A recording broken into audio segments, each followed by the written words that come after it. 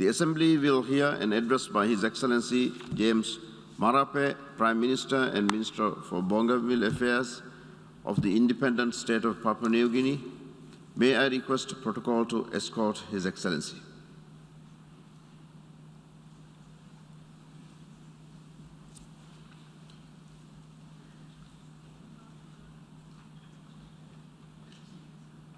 I have great pleasure in welcoming His Excellency James Marape, Prime Minister and Minister for Bougainville Affairs of the independent state of Papua New Guinea. I invite him to address the General Assembly.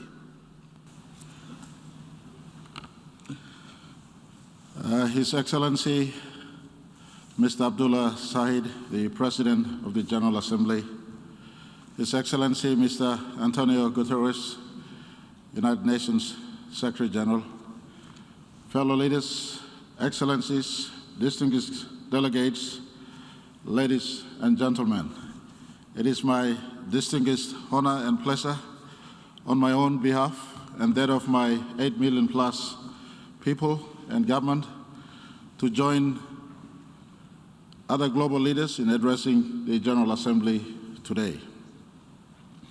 I also take this time to extend our condolences to the families in your countries, including my own country, who have lost loved ones due to COVID-19, and our get well wishes to those who are sick.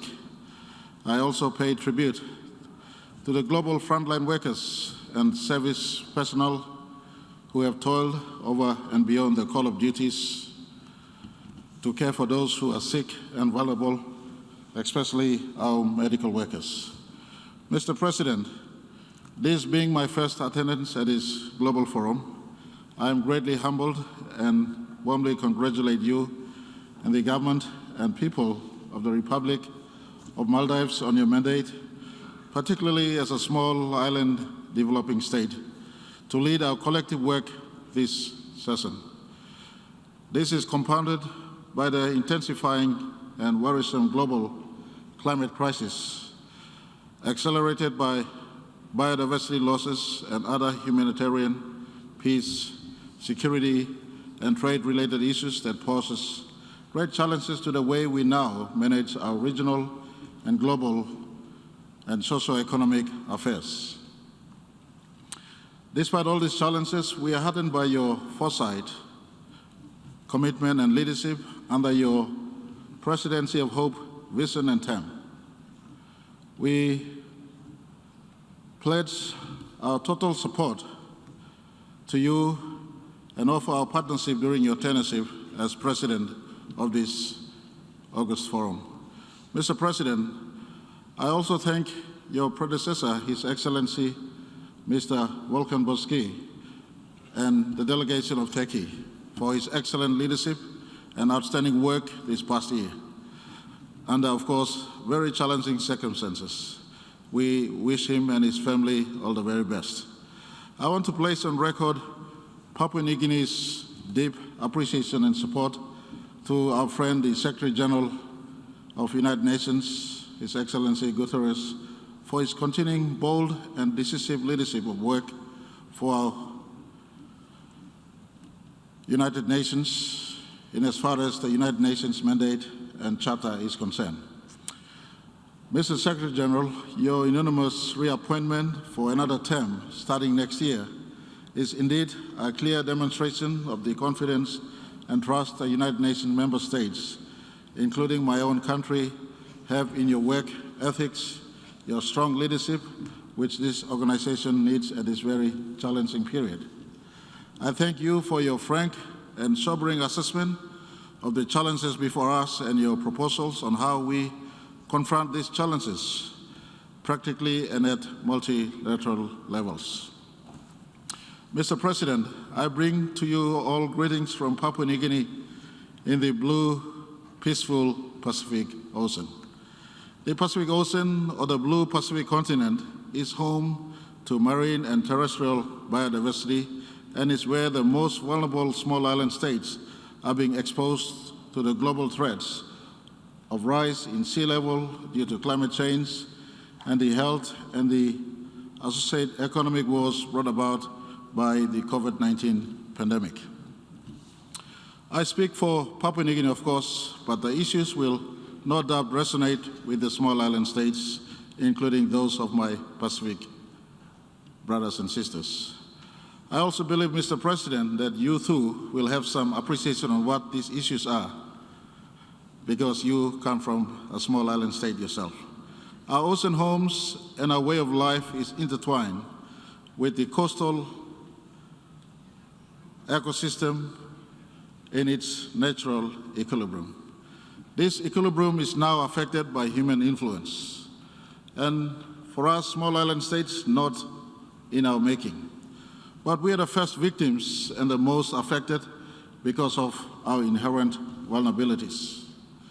Mr. President, as we convene and continue to speak on climate change in the ambiences of our 21st century, post-halls like this August United Nations Assembly, may I remind us all that little children and their families who are living in the seas of earth are living in fear and uncertainty of what their future will be like. This is because in their lifetime they have seen their arable and safe lands lost due to sea level rise and are watching as the structures that their lives are built upon slips away. It is time the big carbon emitters of planet Earth own up and apologize to small island states and all other victims of climate change. And I make this statement with no apologies. And today I make a call for all of us, and especially to the big carbon emitting nations who are now enjoying their national economic transformations through industrialization, to pause, think, and take responsibility to save our planet. I am comforted by the recent commitment by President Joe Biden and Prime Minister Boris Johnson on the respective nations' intention to respond better to tackling climate change issues. Mr. President, I also hear of China's positive response and note that it is good we are now uniting to save our planet. We have a collective responsibility to take actions to save Earth. Mr. President, when astronaut Neil Armstrong walked on Moon on July 20, 1969, he would have looked back to the direction where he came from. And I assume that he would not have seen his beloved home state, the United States of America. He would have seen his home planet, planet Earth. It is the survival of Earth that we must now take action. I want to make this statement. Enough of talk. We have to take actions commensurate to the volume of emissions from our industries. Leaders of the big carbon emitting nations must now lead the global effort in rebalancing the environmental equilibrium.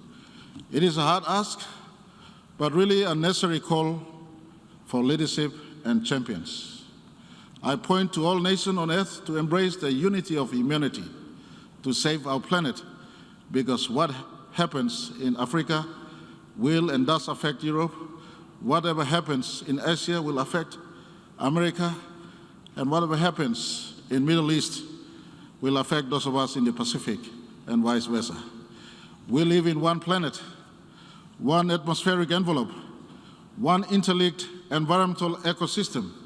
Hence, as one humanity, we must rise and unite to preserve our one planet, our home. Not to do so is foolishness, and we are doing so at the peril of our children and their children if, of course, Jesus Christ doesn't come back soon. Mr. President, Papua New Guinea recognizes the need to save Earth, and we too are contributing and will contribute to preserve our Earth. God has blessed Papua New Guinea with about 13% of world's tropical rainforest and 6% of its biodiversity. These global assets we want to preserve. One lesson I have learned from the COVID-19 experience is that oxygen is, number one, human need. With less oxygen, and COVID-19 has shown us that, an individual suffocates and dies. Well, you ask this question, who produced the oxygen for Mother Earth? The trees, of course. If the world's rainforest reservoir were a global lung, we in Papua New Guinea have a significant proportion of this organ that keeps the world breathing. We also function as a great carbon sink. We have this significant asset for our planet. And I, as chair of the Coalition of Rainforest Nations, Papua New Guinea stands at an important crossroad. We are a net remover of the carbon from the atmosphere.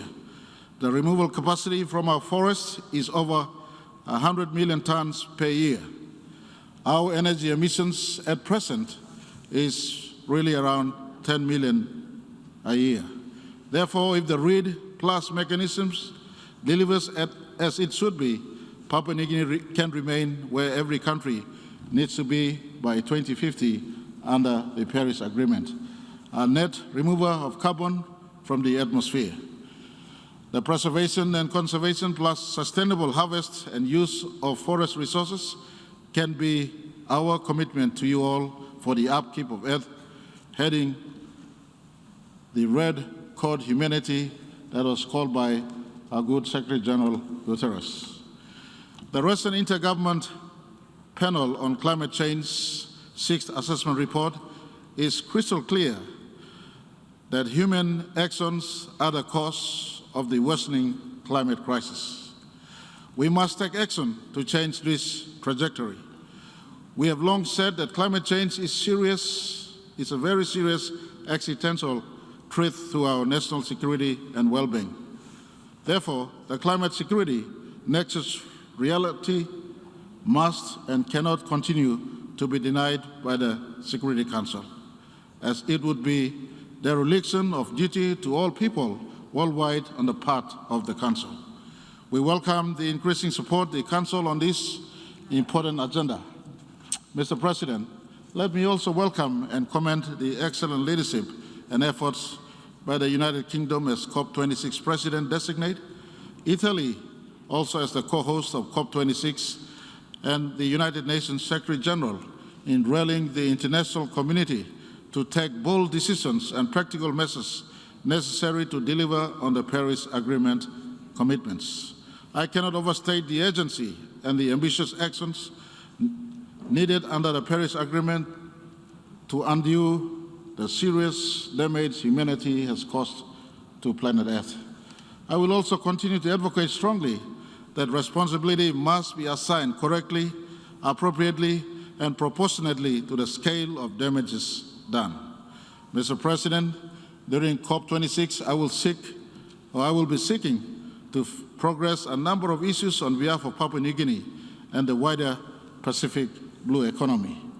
We must all commit to the energy targets, deal with the land use, and advocate for the preservation of biodiversity and be more bold in climate financing commitments. These issues, which are important to Papua New Guinea and the Pacific Island Forum countries, and we will be seeking support and advocacy from developed and industrialized countries to back our domestic and regional efforts towards adaptation and mitigation through global funding assistance. I will be seeking and understanding to build a special set of criteria that is simplified to enable us to qualify for financial support for adaptation and mitigation strategies. Mr. President, I join the previous speakers in calling on the international community to collectively meet our Paris Agreement obligations and submit individual, nationally determined contributions without delay. Papua New Guinea was amongst the first countries to submit our NDC in 2020, outlining our goal to be carbon neutral by 2050. This plan includes drafting of our NDC plans, implementation plan regulation and alignment of NDC adaptation and the National Adaptation Plan, thanks to the support we received from the United Nations Development Programme. We want to see our major carbon emitters in the industrialized nations to be very genuine and committed in their actions to fund climate change mitigation and adaptation. Our failure in that regard is a denial of that responsibility. We wish to advocate also that the 100 billion annual commitment by developed countries to the developing nations on climate financing must be considered different from official development assistance. This will allow its guidelines to be sensitive to the climate change mitigation and adoption agenda and their specific requirement. For Papua New Guinea as a natural gas and oil exporting country, we are working towards ensuring our carbon footprints is minimized by implementing our Sustainable Development Goal 13, Roadmap 2020 to 2030 on climate change, launched last year. However, despite the multiple project submissions for climate financing, Mr. President, Papua New Guinea has had little or limited success in accessing these funds, except for technical assistance in developing the fiduciary framework. This is quite disappointing, Mr. President. We need to see a more practical demonstration of genuine commitments. Other forms of assistance towards climate change adaptation and mitigation must also be streamlined to lessen the increasing debt burdens in small island states to free up the required fiscal space to support the economic recovery efforts from the COVID-19 pandemic and achieve sustainable development. I've had a call on member states to finalize a robust and fair carbon markets under the Paris rulebook to unlock a new financing stream that better accounts for the sustainable development interests of countries like my own. This will allow us to assign our development agenda under the different but appropriate financing opportunities, as long as the guidelines are appropriate but friendly to us. Mr. President, Papua New Guinea wants to achieve both conservation and development. In forestry, we have ceased issuance of new timber permits and renewal of existing ones, and will achieve complete round log export ban by 2025. We want to move into value adding and downstream processing. We have adopted and designated a large conservation area in one of our provinces, Northern Province to be exact, as a pilot program in partnership with a regional environmental program, which will give us the learning experience we need for further designations of conservation areas. We are also in the process of establishing NDC roadmap for agriculture, forestry, and other land use and energy sector. Mr. President, COVID-19 will continue to remain our biggest challenge. Our numbers are low in terms of both confirmed cases and fatalities at the moment. And one of the most concerning for us in Papua New Guinea is the rate of vaccinations, which is quite low. Our government took up necessary upfront ownership through the enactment of an appropriate legislation in our national parliament, which we call the National Pandemic Act in 2020. This, together with very close working partnership with our valued development partners, including our Pacific family of nations through the Pacific Humanitarian Pathway on COVID-19 program, has given us much success. We cannot speak highly enough of such partnerships, including those through the COVAX facility and with the United Nations system, Australia, New Zealand, USA, Japan, China, European Union, UK, and the United Arab Emirates, which enable us to have immediate access to essential medical equipment and supplies, including the AstraZeneca, Johnson & Johnson, and Sinopharm COVID-19 vaccines. We continue to welcome and encourage further strengthening of cooperative global efforts to allow access to the COVID-19 vaccines in countries where they are most needed. We advocate for global efforts in curbing misinformation that has resulted in low rates of vaccinations in our country, especially the Facebook misinformations that keep on going on in public space.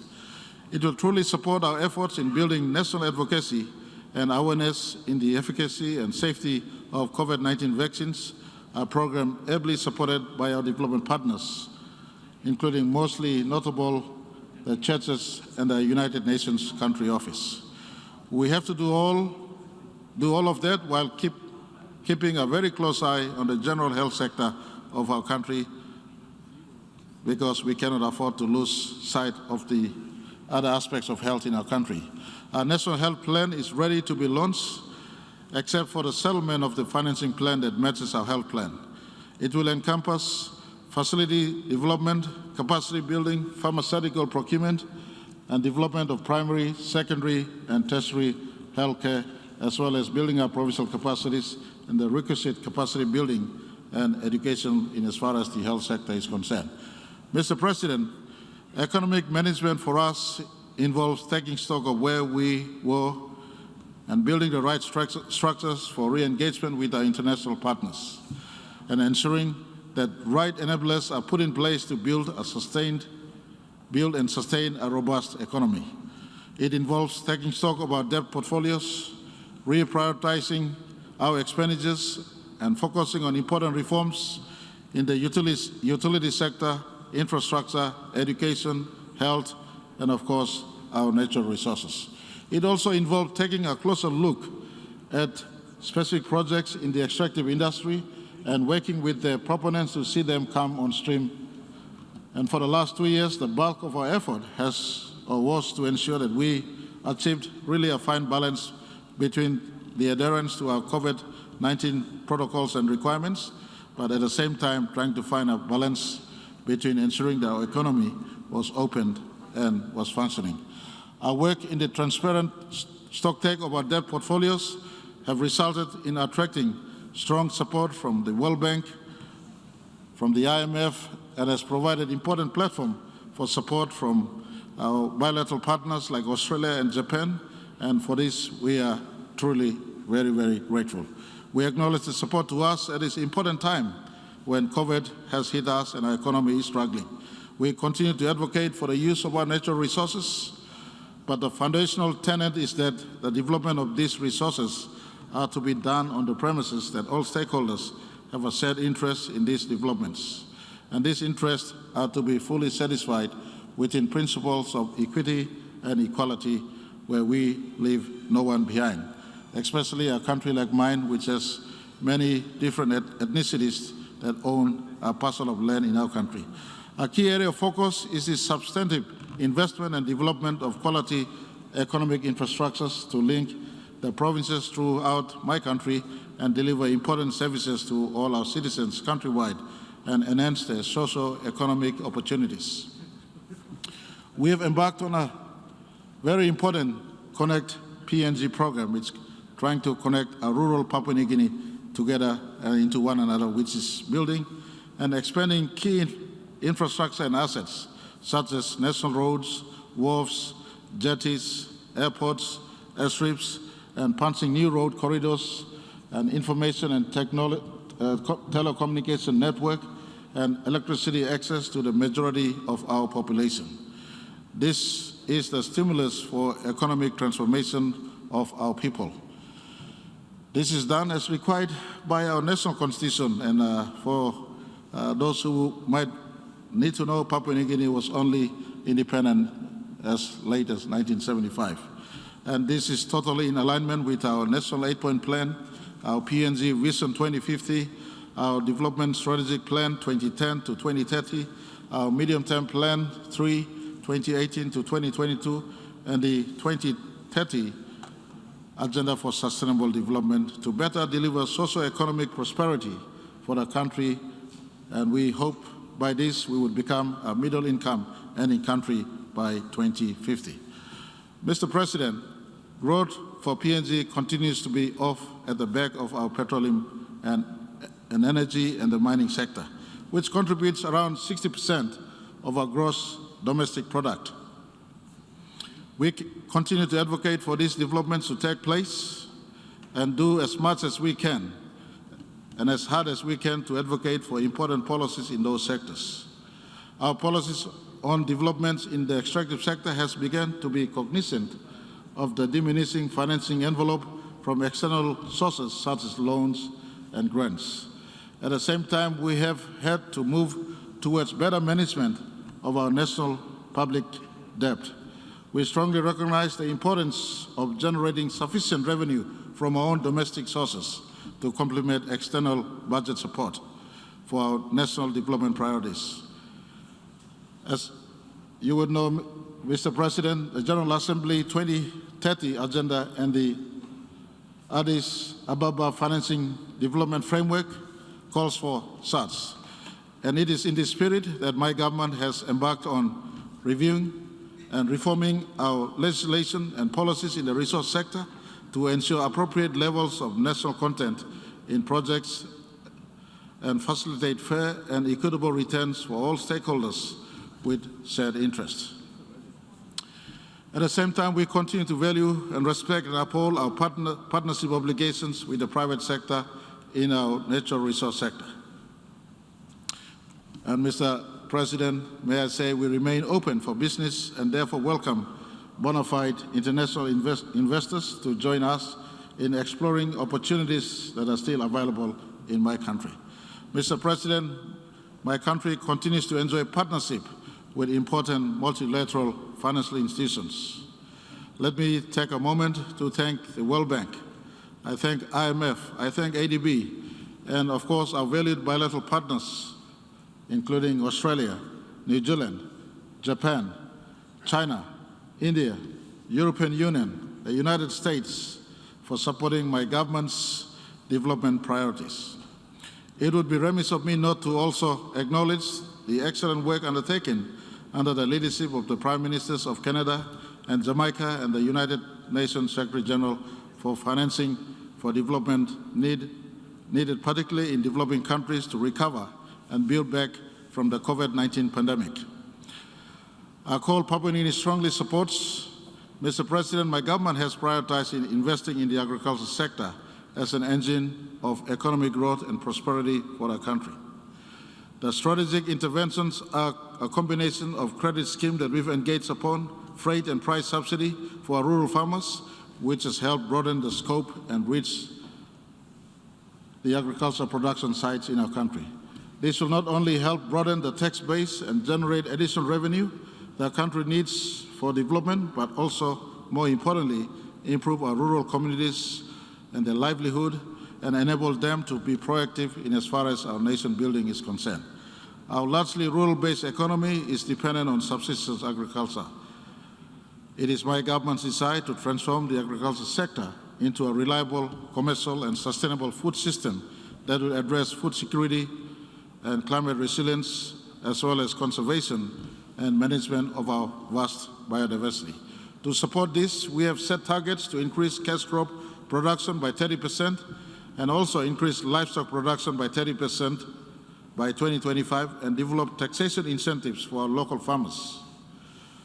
Additionally, this includes the formulation of an agriculture and livestock diversification plan by 2025 and our efforts to increase downstream processing by 30% in 2025 and ensure local landowners and provincial governments participate in the equity sharing and downstream business and the spin-offs that are associated with it. Mr. President, our efforts in the agricultural sector ties in well with the important global efforts under the United Nations Food System Summit convened virtually yesterday by the United Nations Secretary General.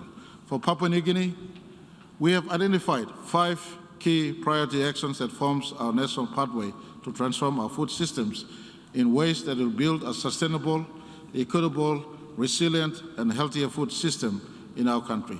These details were shared in our national statement at the Food System Summit yesterday evening. However, I would underline that my country, with its arable and abundant land, has the potential to serve as a food basket for Asia-Pacific region and beyond, particularly at a time when food security around the world is now being threatened by the ravages of climate change, sea level rise, and the other crises. We therefore welcome multi-stakeholder partnership and investment to transform our organic food systems to address the global challenges relating to hunger, poverty, malnutrition, food security that fosters better health outcomes for our people and the communities and to deliver on the SDGs. Mr. President, in the energy sector, we recognize the importance of energy transition to renewable sources to move significantly away from fossil fuels and to options including hydro, solar, wind, and geothermal energy. We also have options to clean gas energy. Our government has, since 2018, under the auspices of the Asia-Pacific Economic Cooperation, we have been working with our development partners, Australia, Japan, New Zealand, and USA to be exact, on the Papua New Guinea electrification program. This is intended to provide reliable and affordable renewable energy to over 70% of the unreached households in our country by 2030. Enormous development outcomes ride on this program for our people. We have struck partnership with the International Solar Alliance and International Renewable Energy Agency, and let me also say our private sector has come on board, the Fortescue Metal Group, the subsidiary, the Fortescue Future Industries, to strengthen our renewable energy transformation options in geothermal and hydropower energy space. Our energy transformation will come about when the National Energy Authority is fully established.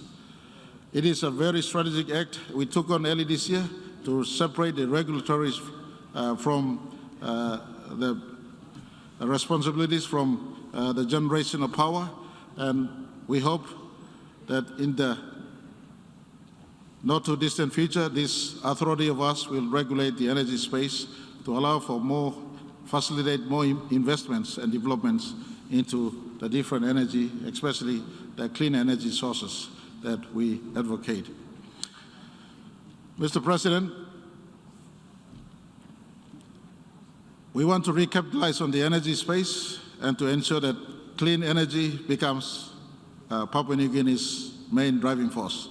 Mr. President, the virtual first ever high-level dialogue on energy convened today by yourself or the Secretary General to accelerate efforts in implementing the SDG 7 on energy-related goals and targets for sustainable development is the most timely and needed in as far as Papua New Guinea is concerned. It resonates very well with my government development priority, and we look forward to harnessing the 10-year action plan under the global roadmap to attain SDG 7 by 2030 and further explore joining an energy compact to support SDG 7 achievement by 2030, emissions by the year 2050. Mr. President, as a maritime nation with a maritime zone spanning over 2.4 million square kilometers, the ocean agenda is of immense importance to my country, and not only for the living and non-living resources, but for the value added they bring to our national assets, but also, more importantly, for our own identity and our own way of life as a people and nation of the seas.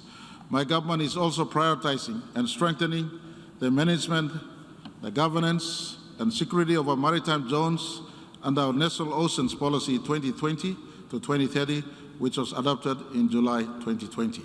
To further complement this, my government also officially launched last year our 10-year National Fisheries Strategic Plan 2021 to 2020, which provides the roadmap and vision for a broad-based fisheries sector and industry that is inclusive and environmentally sustainable and globally competitive and promotes food security. Furthermore, it addresses issues including prevention of illegal and unreported and unregulated fishing in our country and the neighboring Pacific waters. And it also talks about domestic downstream processing that enables our people as resource owners to be meaningfully involved in the economic opportunities our sea resources brings. We call on countries within our region to be responsible in that regard. Mr. President, I am pleased to say that my government adopted and launched the country's Marine Protected Areas Policy and the National Action Plan of Action for stingrays, skates, and sharks in June 2021. This policy will strengthen our efforts to better protect our marine resources because we are an epicenter for global marine resource and biodiversity. We are grateful for the support from the Global Environmental Facility and UNDP as valued development partners. In doing so, this will assist us to reach the biodiversity target 11, to have 17% of our terrestrial and inland water areas and 10% of our coastal and marine areas protected, which we remain committed to. It is in this context, and also with the devastating wildfires and catastrophic climate change events around the world impacting adversely on biodiversity, that we look forward to a successful outcome of the 15th Conference of the Parties of the United Nations Convention on Biological Diversity that will be staged in China next month. We therefore join the growing global call for an ambitious and transformational post-2020 global biodiversity framework that can help us implement fully our national commitments to protect biodiversity and sustainably use them for our sustainable development and also meeting the SDGs. Mr. President, regionally, I am pleased to join my fellow leaders of the Pacific Island Forum in heralding our milestone regional declaration on preserving our maritime zones in the face of climate change-related sea level rise, which was adopted last month. As large states within our blue Pacific continent and the advent of the devastation consequences of the runaway climate change and the rising sea level rise that continues to threaten our countries and the people's security and lives and livelihoods and sovereignty, this declaration preserves our maritime zones in the face of climate change-related sea level rise. It also upholds the integrity of our long-standing commitment to the United Nations Convention on the Law of the Seas as the global legal framework within which all activities in the oceans and seas must be carried out. We therefore welcome the support of all United Nations member states and the international community to our landmark declaration. My earlier remark on climate change gives us the basis to call for those support and actions. Mr. President, in terms of peace building, my government recognizes the fundamental role the United Nations plays in supporting sustainable development and peace building. It is therefore incumbent on the United Nations to ensure that we continue to adopt the existing multilateral arrangements, including the United Nations Peace Building Architecture, the Security Council, the Peace Building Commissions, and the Secretary General's Action for Peace Initiative and the Peace Building Fund to make them relevant under evolving global circumstances to better foster and sustain global, regional, national peace and security. For us, our continuing engagements with the Peace Building Commission and the Secretary General's Peace Building Fund in recent years, and from which we have been beneficiary, further strengthens the hand of national peace and security through peace by peaceful means. This is especially true on our Bougainville Peace Agreement process for our Bougainville region and in the new initiative on peace building and sustaining peace in our two other provinces in my country. Mr. President, I am pleased to announce the Bougainville peace process continues to remain a top priority of my government. In this context, I would like to inform this August Hall that following the referendum in 2019, my government and the autonomous Bougainville government have held the second post-referendum consultation and the Joint Supervisory Board just 3 months ago, where several very important decisions to move the peace process forward were agreed upon.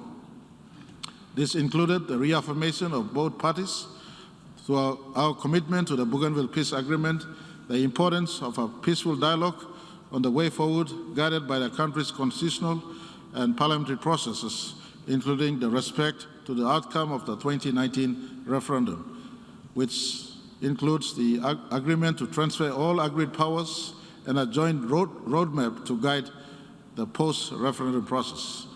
Mr. President, there is a clear recognition by both parties that much more work remains to be done in this critical phase, and that constructive dialogue, our mutual understanding and partnership is crucial for a lasting political settlement to the autonomous region of Bougainville. And let me place on record my appreciation for United Nations in their help and leadership or assistance on the Bougainville issue that faces Papua New Guinea. My government is also realistic about the capacity challenges and successful peace building and in our efforts to sustaining peace. The continued support and partnership of the Peace Building Commission, the Secretary General's Peace Building Fund, and the wider United Nations system and other development partners will be vital to ensure dividends of peace is shared and becomes long-lasting. I do acknowledge the strong support by the United Nations in chairing the consultation process and the supporting initial engagement of a moderator for these talks to take place.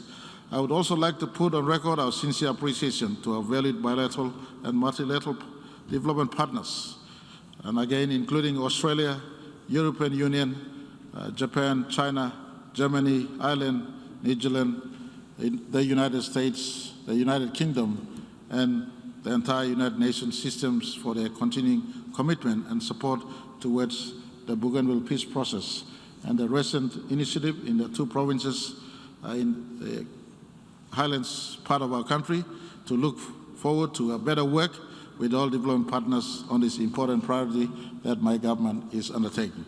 Whilst commenting on the United Nations on the peace effort in Papua New Guinea, I would also like to recall the Pacific Island Leaders Forum decision in 2019 and the outstanding visit by United Nations Human Rights Mechanism to address the alleged human rights concerns in our regional neighborhood.